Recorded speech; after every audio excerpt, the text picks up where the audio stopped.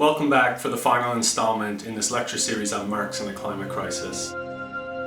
We opened the lectures with a discussion of societal-nature relations, tracing a green thread of Marxian ecological thought through the Frankfurt School that remains distinct from both the production of nature thesis and the metabolic rift school of analysis.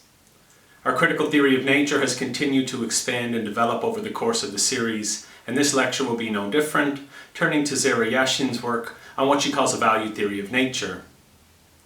In the first lecture, we looked at several Marxian approaches to the concept of nature, beginning with Marx's own writings on the subject, particularly in his mature critique of political economy. In the first volume of Capital, we noted that Marx introduces a distinction between the labour process in general and the labour process under capitalism. The latter Marx calls the valorization process, which sets in motion great transformations in the structure of human society that are both irrational and destructive, producing a rift in the metabolism of societal nature relations.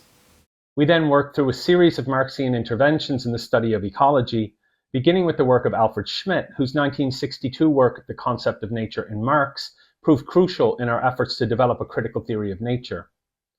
In Chapter 2, on the mediation of nature through society and society through nature, Schmidt writes, as a determinant of exchange value, labor is abstract, general, and undifferentiated. As a determinant of use value, it is concrete, particular, and composed of many distinct modes of labor. The exchange value of a commodity has no natural content whatsoever. It is indifferent to its natural qualities because it is the embodiment of human labor in general, measured by the time outlaid, and all the determinations of nature are extinguished in it. The capitalist form of value, Schmidt argues, is indifferent towards the stuff of nature. Exchanged as commodities, the products of labor, quote, no longer incorporate the living interaction between men and nature, but emerge as a dead and thing-like reality, as an objective necessity by which human life is ruled as by a blind fate. This inverted reality arises from the fetish character of the commodity, in which, quote, the natural determination of the commodity appears as social, while its social determination appears as an inherent natural determination. In this way, he writes, the use value, which is a product of the direct exchange between man and nature, takes on an existence cut loose from any connection with its natural existence. The opening lecture drew from the work of Schmidt and other critical theorists, such as Theodor Adorno and Max Horkheimer, to explore how the dialectic of enlightenment externalizes first nature, leaving it open to ceaseless appropriation, exploitation, and depletion. A line of critique these figures extended to Marx himself as an Enlightenment figure and to the actually existing socialist projects of Eastern Europe. We then considered subsequent efforts to reclaim Marx for a Marxian ecology, weighing eco-socialist theories of metabolic rift and contributions to the production of nature thesis against value theoretical approaches to societal nature relations.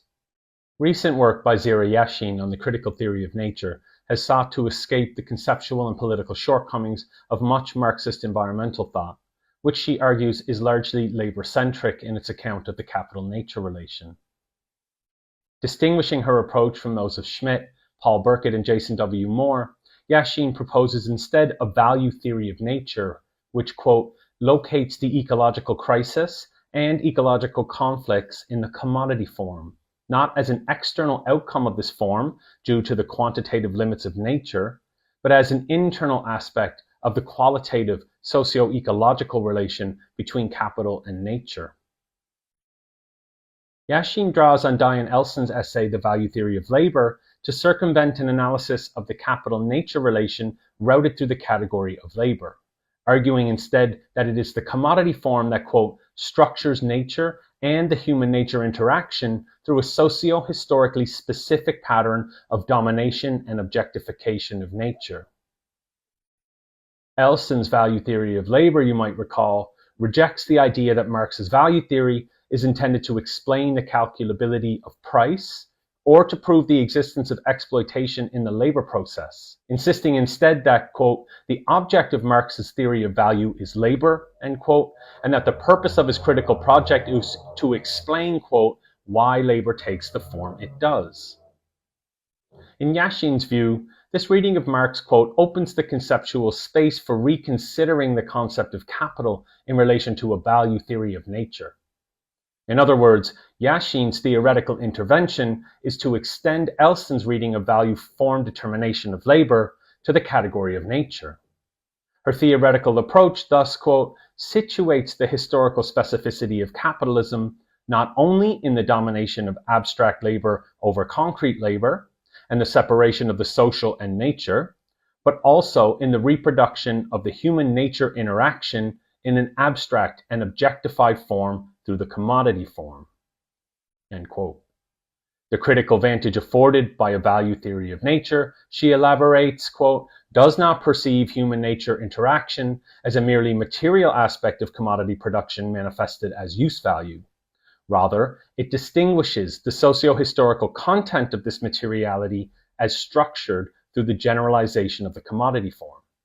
In other words, use value is not a direct product of nature or material human nature interaction, but a historically specific product of the domination of concrete nature by the socially objectified human nature relation. Theorizing use value then, not as a purely natural or transhistorical category, but rather as one socially mediated by the commodity form, Yashin goes on to argue that her critical intervention has important consequences for how we understand the relationship between capitalism and the environment more broadly, particularly in relation to the reified economic categories regularly used to describe the so-called free gifts of nature. She writes, this conceptual perspective does not presume raw material or natural resource as naturally or materially given, but as a social product of the specific historical form of human nature relation established through the commodity form. Its point of departure is not natural resource as use value, but the commodity and the socio-historical form of the human nature relation that abstracts ecology as natural resource in the production of the commodity. In this way, it reclaims the socio-ecological essence of the natural resource. There are wide-ranging theoretical implications of such an approach to societal nature relations, not least the impetus to historicize the nature-society dualism itself as a product of capitalist modernity, and therefore a move away from any claim that nature or reality as such should be seen as somehow inherently dialectical.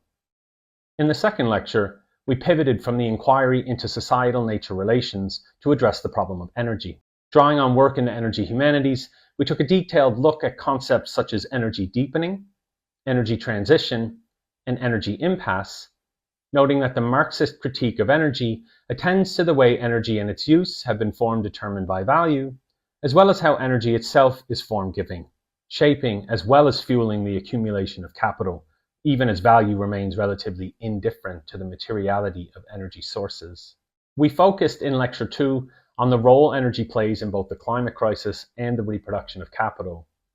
We also asked why energy has consistently been overlooked or underplayed in historical accounts of capitalist modernity. Reading energy back into the history of capitalism, we saw, is about more than simply accounting for the fact that 2 centuries of burning dirty fuel sources in factories has released catastrophic levels of CO2 into the atmosphere, or that coal and oil have been at the heart of modern imperialist military ventures. Centering energy in the history of capitalism, we noted, is rather to recast capitalist modernity as petromodernity, a term Stephanie Lemenager uses to describe, quote, a modern life based in the cheap energy systems long made possible by petroleum, and thus to understand modern subjects as petro-subjects who, as Jeff Diamante and Imre Zeman argue, quote, inhabit a petroculture of quickened time and expanded space that requires oil to make it flow, end quote. To understand better this concept of petroculture, we turn to the work of the Petrocultures Research Group, who write, quote, we use this term to emphasize the ways in which post-industrial society today is an oil society through and through. It is shaped by oil in physical and material ways, from the automobiles and highways we use to the plastics that permeate our food supply and built environments. Even more significantly, fossil fuels have also shaped our values, practices, habits, beliefs, and feelings. These latter can be difficult to parse. It might be easy to point to a highway interchange and understand its relationship to our oil culture, but it is much harder to name and isolate the ideals of autonomy and mobility, for instance, that are just as strongly linked to the historical conditions of a fossil fuel society.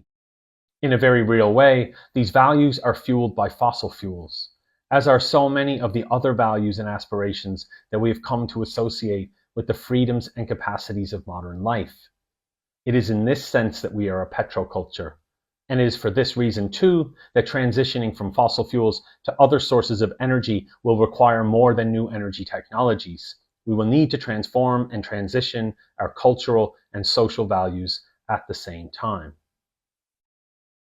Building on this work in the energy humanities, we then trace the historical formation of our modern petroculture through the concepts of energy transition, which names both the emergence of what Andreas Malm calls fossil capital and the aspirational horizon of a post-carbon future, energy deepening, which describes a rise in the ratio of energy inputs relative to human labor, and energy impasse, which names the absence of any given path out of the climate emergency, and therefore invites us to reconsider not only what a transition from fossil fuels might look like, but also, and by extension, how human society might be reorganized. Lecture 3 then moved to confront what is arguably the greatest issue of our age, the consequence of a carbon-soaked capitalism, and the terrain on which environmentalist struggles over energy transition play out, climate change. We began with a critical account of recent theoretical developments on the concept of the Anthropocene, a name coined by environmental scientists to describe a new geological era in which human activity has come to have a significant impact on the planet's climate and ecosystems. We then turned to Marxian counter-proposals from environmental geographer Jason W. Moore and ecofeminist philosopher Donna J. Haraway, who suggest we might more accurately name this geological period the Capitalocene, a conceptual intervention that reconceives of capital accumulation as a way of organizing nature as a multi-species, situated, capitalist world ecology. Following from these insights, the lecture concluded by asking where our warming world is headed. We asked what the political and economic consequences will be if we fail to reduce rates of carbon emissions sufficiently to keep future heating levels below the critical 2-degree threshold. Turning briefly to the work of Mike Davis on global climate patterns and the political economy of famine in the global south, we closed by considering the related and increasingly pressing issue of climate refugees through Marx's category of relative surplus population. This fourth and final lecture departs from the current energy impasse to ask how a contemporary environmental politics might address the obstacles that stand in the way of human and non-human flourishing. We begin with a brief history of the environmental movement as it is commonly understood, before turning to review a series of critical interventions, including Richard White's Are You an Environmentalist or Do You Work for a Living?, Joan Martinez-Alier's The Environmentalism of the Poor, and Chad Montrie's A People's History of Environmentalism in the US, all of which challenge core assumptions of the dominant historical narrative. The lecture then turns its attention to current developments in the politics of environmentalism, examining first the move from issue-based sustainability initiatives to the total crisis of climate change, before moving to consider debates between green growth proponents and degrowth theorists. From here, the lecture pivots to consider what the critique of economic growth can teach us about environmental politics in an age of climate crisis. Drawing on recent Marxist contributions to environmentalism, the lecture concludes with a discussion of the politics of nature and how it has been taken up in contemporary approaches to the climate emergency. Conventional accounts of the environmental movement tend to locate its historical emergence and development largely in the United States, highlighting the pivotal role played by the publication of Rachel Carson's widely influential book Silent Spring in 1962, and then the first Earth Day, held in 1970, with honorable mentions given to the founding of Greenpeace in Vancouver and the advent of the Campaign for Nuclear Disarmament here in the UK. The story usually goes something like this. In 1962, Rachel Carson, a marine biologist and conservationist, published Silent Spring, a groundbreaking expose on the dangers of chemical pesticides, particularly DDT. The American conservationist movement had already been granted substantial momentum after the publication of a Sand County Almanac in 1949 by the ecologist and forester Aldo Leopold. Leopold's collection of essays, written in the naturalist tradition of Henry David Thoreau's Walden, promotes what Leopold calls a land ethic, calling for an end to the commodification of nature and for an ecologically responsible relationship to inhabited lands. Like a Sand County Almanac, Carson's Silent Spring reflects the land ethics core principle, understanding and preserving a balance with nature. Her data-driven research revealed how the chemicals used in pesticides were not only harming insects, but also poisoning birds, fish, and other wildlife, with long-term repercussions for human health and the environment, while her provocative argument and literary style brought scientific findings to a broader audience, painting a haunting image of a silent spring devoid of birdsong due to widespread pesticide use. Carson's work challenged powerful chemicals companies and inspired a national conversation about the ethics of unchecked technological progress. The public outcry prompted by Silent Spring led to significant policy changes, including the eventual ban on DDT in the US in 1972. The book is widely regarded as a catalyst for the modern environmental movement and set the stage for the formation of regulatory bodies like the Environmental Protection Agency in 1970. Building on the growing momentum around conservationism, the first Earth Day was held on April 22, 1970, and heralded as a decisive development in modern environmentalism and ecological activism. US Senator Gaylord Nelson, distressed by the lack of political attention to environmental issues, conceived the idea of a national teach-in to mobilize public concern. With the help of eco-activist Dennis Hayes, Earth Day became a massive popular event, drawing 20 million Americans from a range of political, social, and economic backgrounds to participate in rallies, demonstrations, and educational programs. The event highlighted pressing issues such as air and water pollution, deforestation, toxic waste, and wildlife extinction, calling for comprehensive environmental legislation. The energy of Earth Day 1970 translated into what appeared to many to be significant political achievements.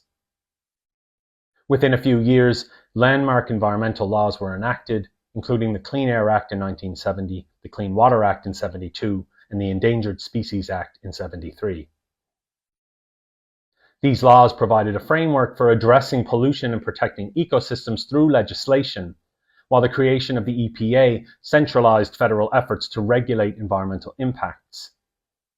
Together, the story goes, Silent Spring and the first Earth Day represent watershed moments in US environmentalism. Carson's book awakened the general public to the dangers of human interference in natural systems, while Earth Day channeled that awareness into action and policy. These events not only transformed environmentalism into a powerful social and political movement, but also established enduring principles of sustainability and ecological responsibility that continue to shape US environmental policy and global efforts to protect the planet. Around the same time, Greenpeace emerged as an independent environmental organization dedicated to protecting the natural world and promoting sustainability. Founded in 1971 by a small group of Canadian and American activists in Vancouver, Greenpeace's first mission was to protest US nuclear testing at Amchitka Island in Alaska, fearing its impact on the local ecosystem and wildlife. Borrowing a fishing boat, the Phyllis Cormac, they sailed toward the test site in an act of nonviolent direct action, though they were intercepted before reaching their destination. The protest gained international attention, eventually inspiring a global movement, and the organization spread. Combining ecological advocacy with dramatic, media-savvy actions, Greenpeace soon expanded its focus to include issues such as whaling, toxic pollution, deforestation, and climate change. Its iconic tactics, such as confronting whaling ships and blocking industrial dumping, became hallmarks of environmental activism. Greenpeace formalized as an organization in 1972, adopting a name that reflected its dual commitment to peace and the environment. Over the decades, it's grown into a powerful global network, influencing public opinion and policy through campaigns, research, and direct action, cementing its role as a leader in environmental advocacy. The organization operates independently, refusing funding from governments, corporations, or political parties to maintain its autonomy. its high-profile direct action tactics had become synonymous with the group. We might add to this narrative the development of more radical environmental movements, such as the anarchist ecological movements that emerged in the late 20th century, which combine political principles of autonomy and anti-authoritarianism with guerrilla tactics and economic sabotage, fighting for the protection of nature against systems of environmental destruction. These green anarchist movements are largely decentralized, often comprised of autonomous cells, and employ militant techniques such as property destruction or ecotage. One of the most notable groups within this tradition is the Earth Liberation Front, or ELF, which originated in Brighton in the early 90s as an offshoot of Earth First. ELF then spread throughout Europe and then across the world, engaging in acts of monkey-wrenching to disrupt industries that are harmful to the environment, including logging, fossil fuels, and urban sprawl. Tactics included property destruction, arson, and sabotage, with a strict policy of avoiding harm to human or animal life. Their goal was to draw attention to ecological crises and inflict financial costs on destructive industries. Other movements, such as the Animal Liberation Front, often overlapped with ELF in their direct action strategies, targeting industries like factory farming and animal testing. Together, these groups adopted a philosophy of leaderless resistance, with anonymous cells operating independently but united by shared goals and strategies.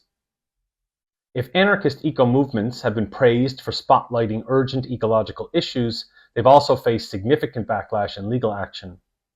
Governments and corporations have labeled their actions as eco-terrorism, leading to extensive surveillance, infiltration, and prosecution. Despite the repression, these movements have influenced broader environmental activism, emphasizing the urgency of radical solutions to ecological degradation and challenging mainstream environmental groups to address deeper systemic issues. While the inclusion of these radical movements might represent a welcome correction to the liberal narrative of progress one often encounters in the history of modern environmentalism, several historians and political ecologists have sought to challenge the conventional account of environmentalism from a workerist point of view, contesting assumptions commonly held by mainstream environmentalists about the relation between labor and nature, or the idea that environmentalism was driven by the increased leisure and wealth of an educated middle class. Richard White's "Are you an environmentalist or do you work for a living?" is exemplary in this regard. Taking the title of his 1990 essay from a bumper sticker he saw on the back of a truck in a logging town in Washington state, White's essay explores the deep entanglement of labor and nature, challenging the ways leading environmentalists have historically framed this relationship. His aim, he writes, is to, quote, re-examine the connections between work and nature, which form perhaps the most critical elements in our current environmental crisis. White's essay offers an early interrogation of environmentalism's dualisms, nature versus humanity, labor versus leisure, asserting that such binaries are based in pastoral idealism and a technophobic primitivism, and that they distort our understanding of both work and the natural world. His critique of the neoliberal wise use movement, with its, quote, single-minded devotion to property interests, end quote, departs from the observation that it appeared at the time to be one of the only strands of environmentalism addressing the relation between work and nature. White describes the movement's emphasis on environmental stewardship through private ownership as a reduction of environmental concerns to economic utility, but he's ultimately more concerned with its disregard of the deeper, more nuanced interplay between labor and the environment. Central to White's critique is the environmentalist tendency to romanticize nature as pristine until spoiled by human labor, especially manual labor. This framing, White contends, often misrepresents the labor of working-class people, while exempting the intellectual or leisure-driven work of the environmentalists themselves. Sounding a bit like Marx, White emphasizes that labor, the human exchange with nature, does not only degrade, it is also the way humans come to know and shape both nature and themselves. Drawing on the work of Elaine Scarry, a figure also important for Soren Mao, White argues that tools and labor extend the human body into the natural world, creating a dynamic interplay that transforms nature and humanity. White critiques settler colonial fantasies perpetuated by environmentalists such as Bill McKibben, who invoked first white man tropes to romanticize an original lost harmony between humans and nature based in the absence of work and the ubiquity of leisure. These narratives, White argues, ignore the labor of indigenous peoples who had long shaped the landscapes these settlers encountered. In doing so, these colonialist fantasies portray labor as a serpent in the Garden of Eden, corrupting an otherwise idyllic natural world of universal leisure. He writes, quote, "It is not nature that exists outside human history. It is the first white men who do so." For environmentalist writers depict not how these travelers actually saw the natural world, but instead how we would have seen it in their place. In this construction, the first white men travel through nature untouched by human labor and are awed by it. This story, White argues, is clearly false. Settlers did not merely marvel at nature's beauty, but actively engaged with it through labor practices such as surveying, a process through which they came to know the land. This work, of course, was central to indigenous genocide, a point conspicuously absent from White's intervention. In another version of the story, which White identifies with the work of Wendell Berry, labor is permitted a place in paradise so long as it remains a harmonious encounter and metabolic exchange between humans and nature, that is, until modern technology enters the frame. In place of the racialized narrative of the first white men, you get the gendered account of feminized white-collar work replacing manly work via the introduction of machines. In this narrative, the historical fact of de-skilling and the alienation from nature that mechanization entails are transformed into a moralizing tale. White calls this kind of environmentalism gardening.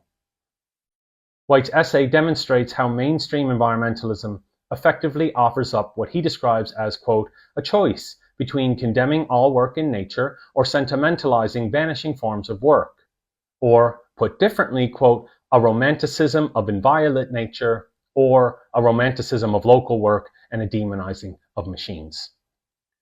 Both narratives fundamentally misunderstand the relationship between labor and nature. As White puts it, quote, most humans must work, and our work, all our work, inevitably embeds us in nature, including what we consider wild and pristine places. Environmentalists have invited the kind of attack contained in the Forks bumper sticker by identifying nature with leisure, and by masking the environmental consequences of their own work. To escape it, and perhaps even to find allies among people unnecessarily made into enemies, there has to be some attempt to come to terms with work. Work does not prevent harm to the natural world. Forks itself is evidence of that. But if work is not perverted into a means of turning place into property, it can teach us how deeply our work and nature's work are intertwined. For White, then, as for Marx, labor should not be seen as a necessarily destructive activity. It becomes so when commodified and transformed into a means of valorizing value, which requires turning nature into private property. Properly understood, labor reveals the deep imbrication of humanity and nature, underscoring how inseparable they really are. White criticizes the way environmentalism distances itself from the labor from which it benefits, allowing its adherents to claim a false innocence while indicting those whose livelihoods directly alter nature. As a result, he writes, we, quote, condemn ourselves to spending most of our lives outside of nature, for there can be no permanent place for us inside. Having demonized those whose very lives recognize the tangled complexity of a planet in which we kill, destroy, and alter as a condition of living and working, we can claim an innocence that in the end is merely irresponsibility. White pushes for a reckoning with work, an acknowledgement that labor embeds humanity in the natural world, shaping and being shaped by it. Ignoring this relationship, White warns, isolates humans from the natural world and alienates workers from the environmental movement. Like White's influential polemic, Chad Montrie's A People's History of Environmentalism in the United States aims to offer a leftist corrective to the standard story of environmentalism, framing it as a grassroots effort rooted in the everyday struggles of working class communities rather than as a movement led solely by elite conservationists or environmental organizations. His book challenges the traditional narrative of environmentalism by focusing on the contributions of ordinary people, farmers, workers, and activists, who fought for cleaner air, safer workplaces, and sustainable land use long before environmentalism became a formalized cause. Montrie argues that environmental activism in the US has historically been driven by the dispossessed, who have sought to address immediate local threats to their health and livelihoods. From industrial workers demanding protection from toxic pollution to African American communities fighting environmental racism, these struggles were integral to the broader environmental movement. His research explores how environmentalism intersected with the labor and civil rights movements, noting that unionized workers advocated for workplace safety regulations that also benefited the broader environment, while civil rights activists opposed discriminatory policies that exposed racialized communities to hazardous toxins and pollutants. Reframing the American history of environmentalism, A People's History of Environmentalism in the United States, broadens the narrative lens to include farmers resisting soil degradation during the Dust Bowl, urban residents protesting air and water pollution, and indigenous nations defending their lands from industrial exploitation. His book critiques the mainstream environmental movement for focusing disproportionately on wilderness preservation while often ignoring urban and industrial environmental issues affecting working class and racialized populations. Montrie's work is a call to recognize the diverse and interconnected history of environmental activism in the United States. By centering the voices of laboring and dispossessed populations, he reveals how environmentalism has always been intertwined with distributional conflicts over access to life-making resources. This reframing challenges readers to view the environmental movement not as an elite-driven phenomenon, but as a dynamic fight for a livable planet. In this sense, Montrie's work might be read as a contribution to the study of what is known as the environmentalism of the poor, a concept popularized by economist Joan Martinez-Alier, which highlights how impoverished communities around the world resist environmental degradation caused by extractive industries and resource exploitation. Unlike mainstream environmentalism, which often focuses on conservation or aggregate emissions targets, this form of environmentalism is rooted in the defense of livelihoods, lands, and local ecosystems. Martinez-Alier argues that these struggles arise from conflicts over resource use, where powerful actors prioritize profit and development at the expense of vulnerable populations. These communities, often in the global south, fight to protect their environments because their survival depends directly on access to clean water, fertile lands, forests, and fisheries. This environmentalism integrates ecological concerns with issues like inequality, cultural preservation, and indigenous rights. It challenges conventional economic metrics like GDP, advocating instead for concepts such as ecological debt and environmental justice to account for the true costs of environmental harm. In this way, the environmentalism of the poor reframes environmental activism as deeply interconnected with broader social struggles, emphasizing how the protection of nature is inseparable from the defense of the lives and well-being of the global dispossessed. Rob Nixon expands on the concept of the environmentalism of the poor in his influential book Slow Violence and the Environmentalism of the Poor, which we discussed briefly in Lecture 2 on the belated and distended temporalities of environmental crises. Nixon introduces the idea of slow violence, we noted, which is his name for a form of violence that occurs gradually, invisibly, and over extended periods of time, disproportionately affecting vulnerable communities in the global south. Unlike spectacular acts of violence that garner immediate media attention, slow violence is caused by environmental degradation, climate change, toxic pollution, and other processes that erode ecosystems, habitable landscapes, and livelihoods over time. Nixon connects slow violence to the environmentalism of the poor by highlighting how vulnerable communities bear the brunt of these long-term crises. He argues that their struggles are often overlooked because slow violence lacks the immediacy of catastrophic events. He also emphasizes the role of narrative and advocacy in making slow violence perceptible to wider audiences.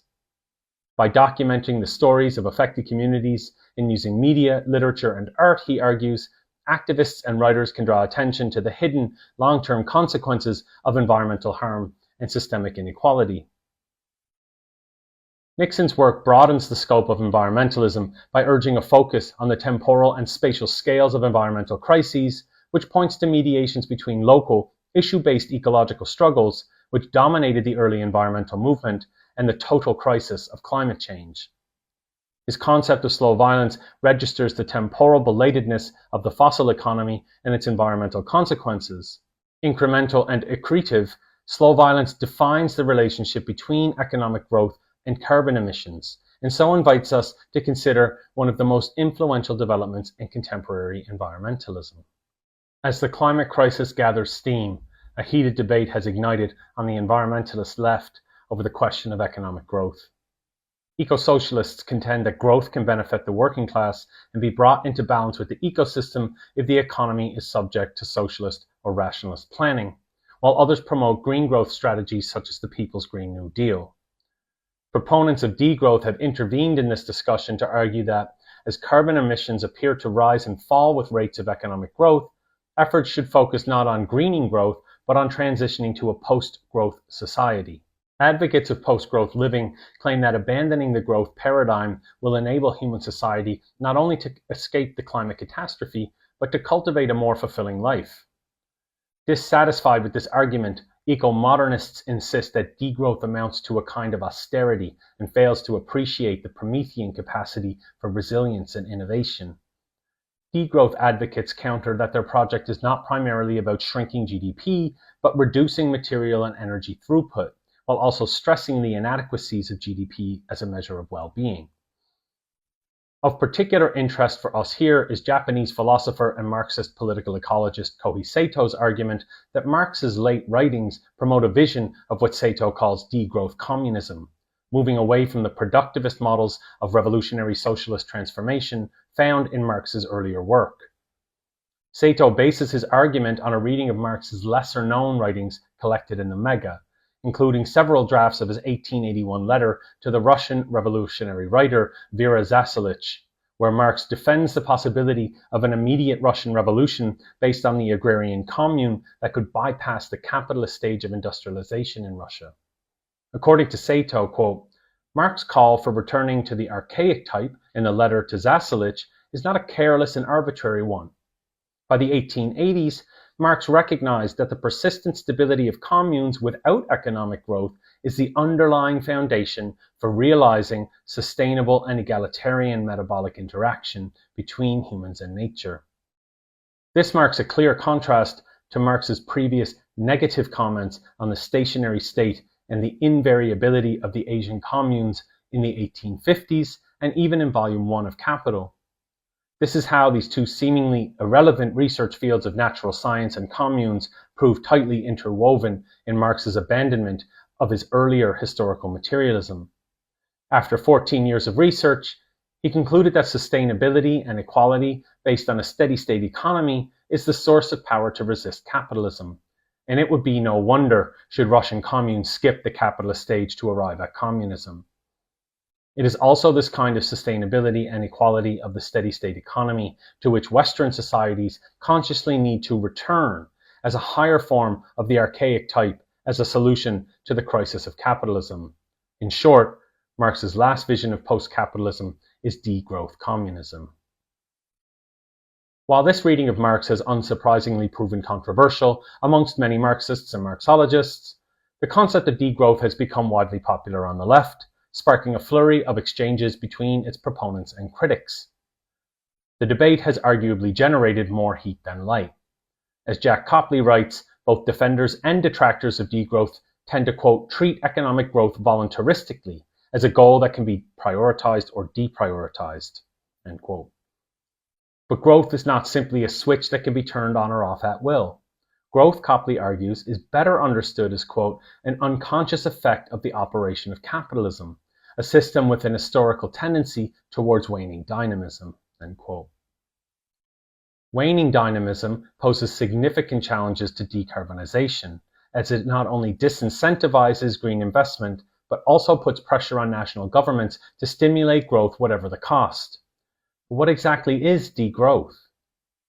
When people think critically about economic growth these days, it's usually in relation to climate change, or to point out problems with how GDP measures growth, or to argue that GDP growth is not actually a good index for measuring human well-being in the first place. These lines of critique converge on the idea of degrowth. In Jason Hickel's words, degrowth involves, quote, a planned downscaling of energy and resource use to bring the economy back into balance with the living world in a safe, just, and equitable way, end quote. The degrowth movement aims to transition to a post-growth society in which people work less, produce less, consume less, and generally live simpler, less carbon-intensive lives. Degrowth emerged as a response to the environmental, social, and economic challenges posed by the global emphasis on economic growth, or what is often called the growth paradigm. The growth paradigm is a dominant economic and societal framework that prioritizes continuous economic growth, measured in GDP, as the central goal of governments, businesses, and international institutions. It assumes that economic expansion is essential for improving living standards, creating jobs, and fostering technological progress. This paradigm has shaped global policy and development for much of the modern era, particularly since the mid-20th century. The movement draws its inspiration in part from the Club of Rome's 1972 report, The Limits to Growth, which used computational modeling to demonstrate that exponential economic and population growth will inevitably come up against the hard planetary limits of a finite supply of resources. This scenario is called the limits to growth dilemma, and it is featured as a prominent rallying point in Extinction Rebellion protests, where activists have advocated for national governments not only to accept that there are in fact absolute environmental and ecological limits to economic growth, but also to actively impose limits on the expansion of their respective national economies, a potentially radical demand in a world in which, since World War II, GDP growth has been considered the decisive indicator of a country's overall welfare. The origins of degrowth can be traced to a Malthusian pessimism about the carrying capacities of the planet, particularly during the environmental awakening of the 1960s and 70s. This is the period, of course, that saw the publication of influential works highlighting the dangers of unchecked industrial activity. Around the same time, the Club of Rome released the Meadow Reports. E. F. Schumacher published Small is Beautiful, which emphasized the importance of sustainable, human-centered economics. In Part 4 on the theory of large-scale organization, Schumacher argues that, quote, socialists should insist on using the nationalized industries not simply to out-capitalize the capitalists, an attempt in which they may or may not succeed, but to evolve a more democratic and dignified system of industrial administration, a more humane employment of machinery, and a more intelligent utilization of the fruits of human ingenuity and effort. If they can do this, they have the future in their hands. If they cannot, they have nothing to offer that is worthy of the sweat of free-born men. Meanwhile, philosophers like Ivan Illich critiqued industrial society's obsession with productivity and efficiency, advocating instead for conviviality and community-oriented lifestyles. His critique of the modern use of tools has proven influential for contemporary theorists interested in the defense of vernacular subsistence against the industrialized satisfaction of needs.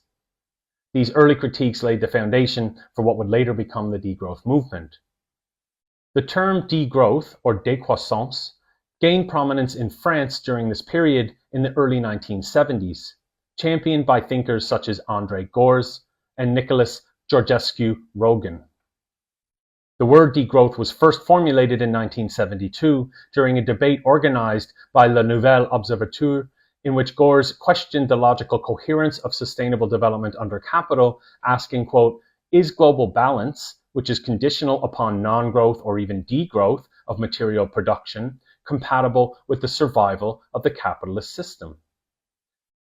Georgescu-Roegen's work in ecological economics, particularly his book The Entropy Law and the Economic Process from 1971, argued that economic systems are constrained by the Earth's physical and ecological limits. Degrowth thus emerged as a direct critique of GDP-focused development, highlighting its failure to account for environmental finitude and planetary sustainability, marking the beginning of a more formalized challenge to the growth-driven economic paradigm. By the 21st century, degrowth had become a distinct socio-political and academic phenomenon. The movement gained momentum with the first International Degrowth Conference, held in Paris in 2008, which brought together academics, activists, and policymakers to explore and promote degrowth principles. Subsequent conferences in Barcelona, Venice, and Leipzig helped to broaden the movement's global reach, fostering a growing community of advocates committed to rethinking economic and societal priorities. So what is growth?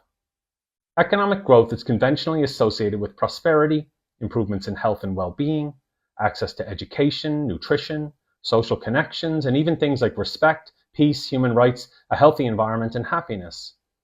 Capitalism is associated with historically unprecedented rates of economic growth. Although there is some debate as to when modern economic growth takes off in earnest, most economists trace the beginning of its exponential ascent to the Industrial Revolution. The standard definition of economic growth is that it measures the increase in the market value of goods and services produced by an economy over time. But there are problems with literally every aspect of this definition.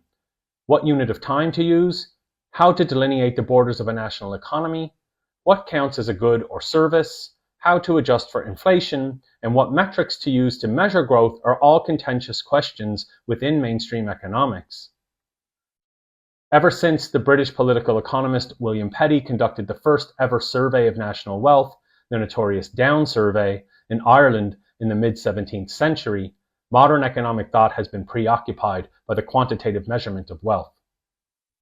Following revolutionary developments in statistics and accounting, as well as the emergence of Newtonian theories of abstract, homogeneous time, Petty's Down Survey gave rise to the modern growth paradigm, placing quantification at the center of the dismal science.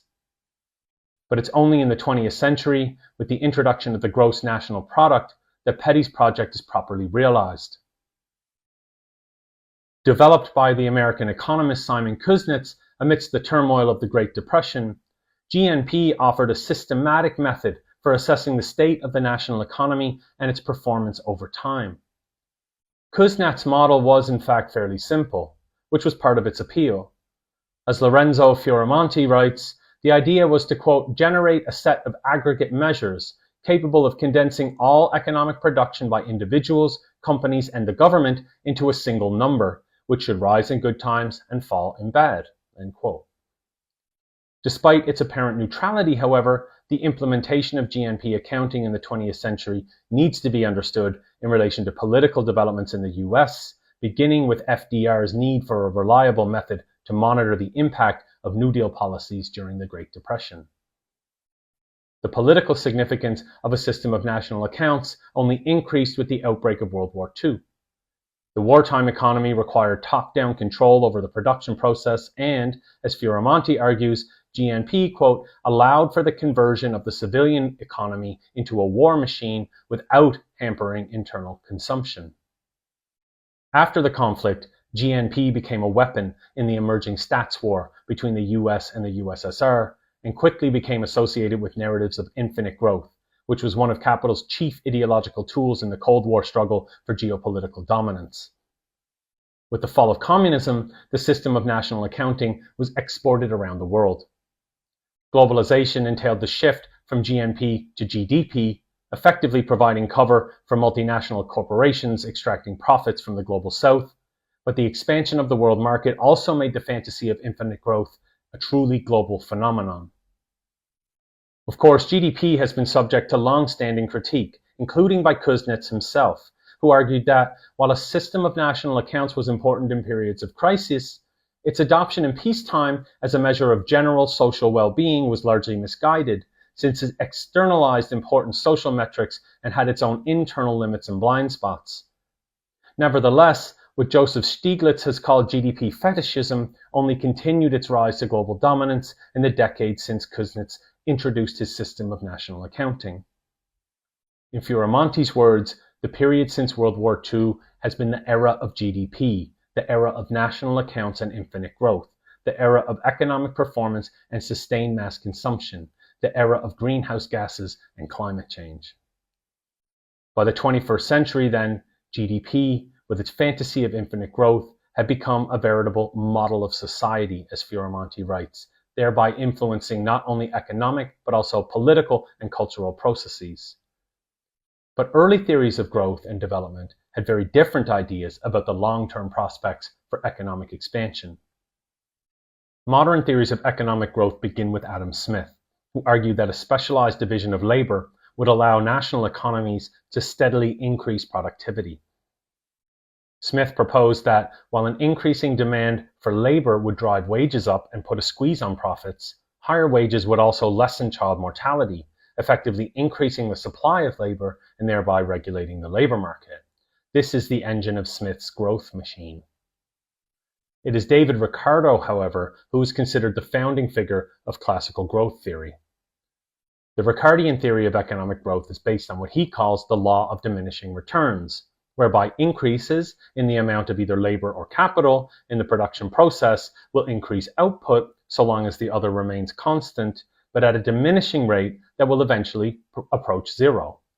From the outset, then, modern economic theory does not assume a model of infinite growth, but instead expects something like what is now called secular stagnation to set in at a certain point in the trajectory of capitalist development. With the discovery of fossil fuels, conceptions of natural limits began to disappear from the models. The abundance of low-cost energy, first in the form of coal and then oil, pushed concerns about resource exhaustion to the background, giving way to ideas of expansion without physical limits. But it is really only in the mid-20th century, as the historian Christopher Joan has argued, that the new model of growth emerges in earnest, particularly in the work of American economist Robert Solow, whose growth model removes any reference to the natural world and is therefore able to posit economic growth as infinite. In contrast, economic modeling from Smith through Ricardo to John Stuart Mill repeatedly predicted that advanced capitalist development would lead to stagnating levels of economic growth. For classical political economists like Smith, national economies were destined to settle into what he called a stationary state sooner or later due to the scarcity of natural resources. In The Wealth of Nations, Smith describes stationarity as a dull state in which life for the laboring population is hard, bordering on miserable. Ricardo and Mill would go on to revise this concept in their own ways, with Mill famously rejecting Smith's pessimistic view on the stationary state in favor of a more optimistic outlook on the prospects of stationarity. But all agreed that growth is indeed limited, and that at some point all economies would inevitably reach a level of development beyond which further expansion would prove impossible. But now, after decades of infinite growth rhetoric, the protracted decline in economic growth rates has prompted none other than former US Secretary to the Treasury Larry Summers to suggest that there's been something odd about the low growth rates dogging the economic recovery, and to propose a cautious return to, quote, a set of older ideas that went under the phrase secular stagnation. Macroeconomists use this term, secular or long-term stagnation, to describe persistent negligible economic growth rates that exceed the peaks and troughs of the business cycle, trending downwards on the whole. The theory of secular stagnation was originally proposed by the Keynesian economist Alvin Hansen during the Great Depression to account for persistent low growth rates, high unemployment, and what he described as weak and anemic recoveries that die in their infancy. Largely forgotten during the post-war boom, as economic maturity came to be associated with prosperity and growth, economists have recently revived this macroeconomic heresy to explain the unusually sluggish performance of the US economy since the 2008 crash. Secular stagnation poses significant challenges to decarbonization. Reaching the goals of the Paris Agreement requires a rapid decarbonization of the global economy. Governments and international organizations have therefore pushed for a significant increase in private investment in renewables, facilitated and coordinated by state intervention. As Jack Copley has argued, however, this drive for renewable energy investment faces a difficult obstacle: the persistent stagnation of the global economy since the 1970s, when the advanced capitalist economies transitioned from a period of unprecedented economic expansion to one marked by overcapacity and overproduction, sluggish investment, and weak growth rates. In Copley's view, decarbonization poses several dilemmas to political economy. While slow economic growth can reduce carbon emissions by curbing energy demand, it also hinders progress in economic efficiency. Economic stagnation disincentivizes the adoption of costly decarbonized industrial processes. Investment in most renewable energy sources has been largely inadequate, but even the rapid expansion of solar photovoltaics, a notable exception, has come up against the hard limits of overcapacity. And stagnation destabilizes political institutions, pressuring governments to prioritize economic growth, sometimes at the expense of environmental considerations. This involuntary degrowth, Copley writes, is the contradictory terrain that states must traverse as they seek to decarbonize the downturn. There's more to say about degrowth and the problem of slowing growth, not least the all too easy assumption that the imperative for expansion amongst individual capitals necessarily translates into a generalized growth pattern, or the patently false idea that ecological ruin occurs primarily due to runaway economic dynamism. There are also a number of recent developments I'd like to have discussed in the contemporary politics of environmentalism, from indigenous blockades of oil pipeline expansion projects and their relation to the predominance of circulation struggles under conditions of slow growth, to eco-feminist movements across the global south that have emerged in response to ongoing primitive accumulation, as well as the infiltration of climate justice movements by spy cops here in the UK. But I want to conclude this lecture series with a brief look at a recent article by Jacob Blumenfeld, which proposes an environmental politics based on what he calls the socialization of nature.